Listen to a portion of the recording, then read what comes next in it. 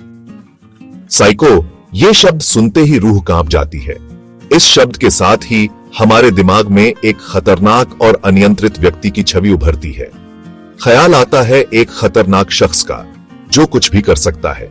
एक ऐसा व्यक्ति जो समाज के नियमों और कानूनों को तोड़ने में हिचकिचाता नहीं है।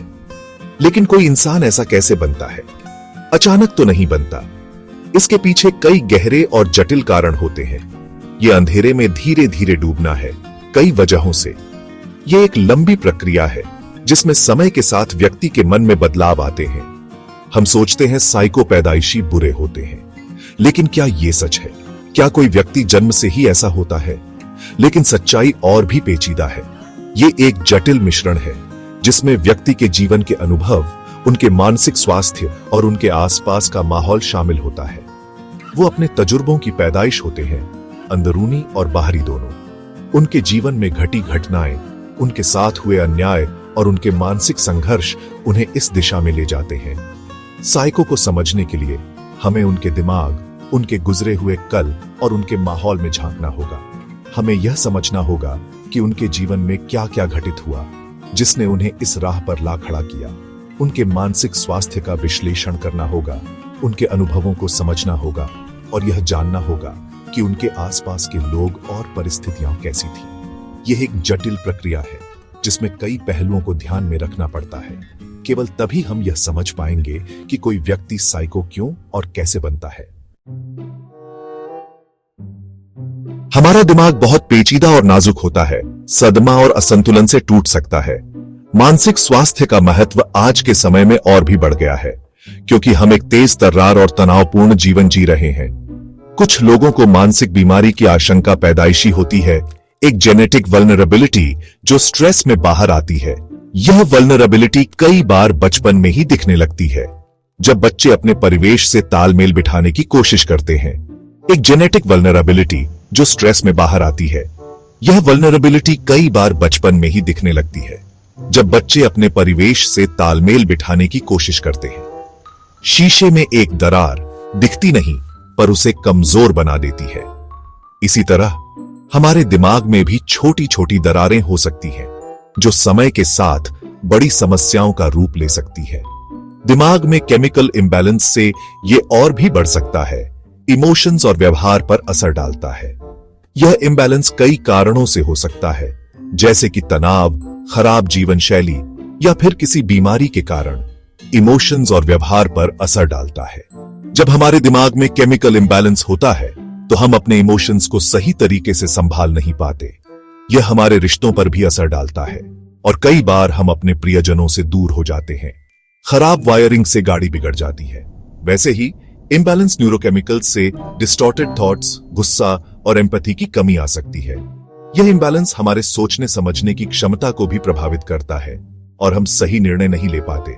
वैसे ही इम्बैलेंस न्यूरोकेमिकल से डिस्टॉर्टेड थॉट्स, गुस्सा और एम्पैथी की कमी आ सकती है। यह इम्बैलेंस हमारे सोचने समझने की क्षमता को भी प्रभावित करता है और हम सही निर्णय नहीं ले पाते। गुस्सा और एम्पैथी की कमी आ सकती है, इसलिए मानसिक स्वास्थ्य का ख्याल रखना बहुत जरूरी है। हमें अपने दिमाग को स्वस्थ रखने के लिए समय समय पर आराम और ध्यान देना चाहिए, ताकि हम एक संतुलित और खुशहाल जीवन जी सकें। बचपन, मासूमियत और अजूबों का दौर अंधेरे की शुरुआत भी हो सकता है। बच्चे का दिमाग मिट्टी जैसा आसानी से ढल जाता है। ट्रॉमा, अब्यूज, निग्लेक्ट, ये सब अंदरूनी घाव बना देते हैं।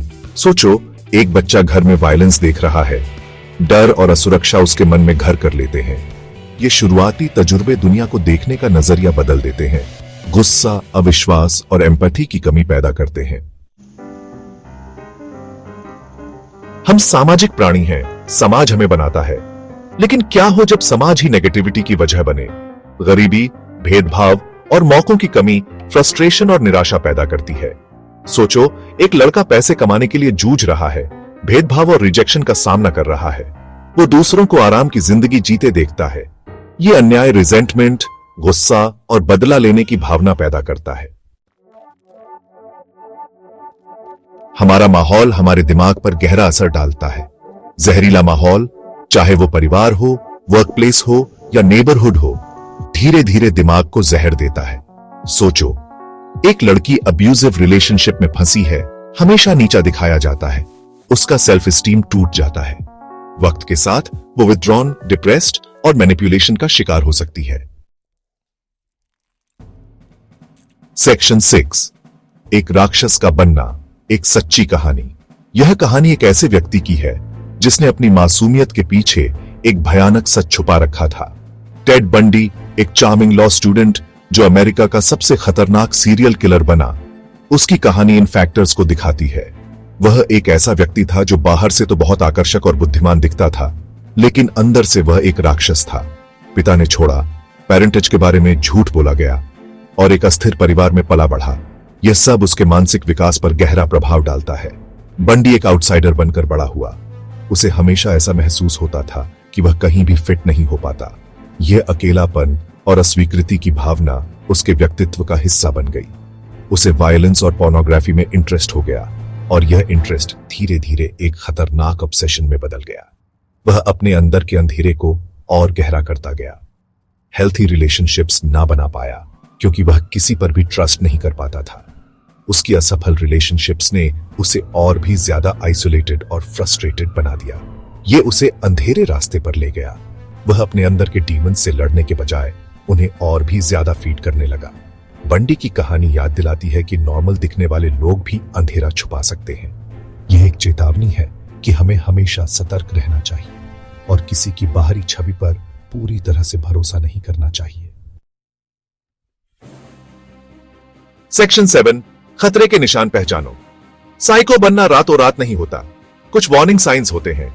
Social withdrawal, extreme mood swings, violent outbursts, जानवरों पर क्रूएल्टी और डेथ या वायलेंस में इंटरेस्ट। ये साइंस जल्दी पहचानना जरूरी है। शारीरिक बीमारी की तरह मेंटल हेल्थ इश्यूज पर ध्यान देना चाहिए। इन्हें इग्नोर करना खतरनाक हो सकता है, सिर्फ उस इंसान के लिए नहीं बल्कि उसके आसपास वालों के लिए भी। सेक्शन 8, अंधेरे में उम्मीद की किरण। अच्छी खबर यह है कि उम्मीद है। मेंटल इलनेस का इलाज है।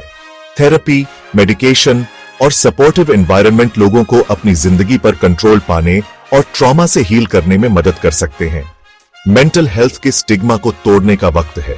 हमें ऐसा समाज बनाना है जहां मदद मांगना स्ट्रेंथ की निशानी हो, वीकनेस की नहीं। अर्ली इंटरवेंशन और सपोर्ट बहुत फर्क डाल सकते हैं। सेक्शन 9, समझने की गुजारिश।